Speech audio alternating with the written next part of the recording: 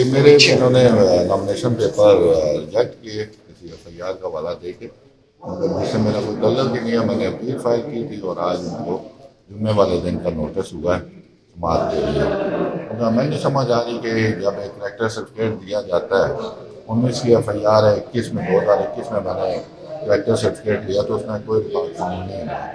نام میرٹ پہ جو ایف آئی آر بتائی جا رہی ہے اس سے میرا کوئی کنسرن ہے ہی نہیں، نہ میں نامنیٹڈ ہوں کسی جگہ پہ بھی. بس یہ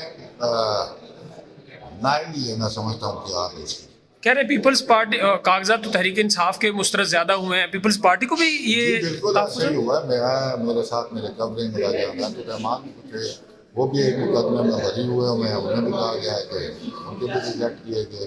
میرے ایک اور ہیں افطار علی، ان کے ریجیکٹ کیے گئے. بس وہ ایک بیلنس کرنے کے طریقے کے لیے انہوں نے یہ چیزیں اڈاپٹ کی ہیں. Thank you. آپ کے ساتھ پی ٹی آئی کے ساتھ سیم معاملات ہو رہے ہیں، کوئی پتہ نہیں کون سے مقدمات کیا جا رہا ہے، لیکن نون لیگ کے ساتھ اس طرح کی کوئی چیز نہیں ہو رہی. دیکھیں، ہم تو پہلے دن سے ہماری جماعت کہہ رہی ہے کہ لیول پلینگ فیلڈ جو ہے نا، ہم اس کا مطالبہ ایویں نہیں کر رہے تھے. ہم تو یہ سمجھتے ہیں کہ یہ سیاسی عمل ہے، اس میں تمام جماعتوں کو شریک ہونا چاہیے. الیکشن کا مقصد ہے جو عوام کو پلی کرے گی، جماعت جس کا مینیفیسٹو جو منتخب کرے گی وہی بہتر ہوگا نا.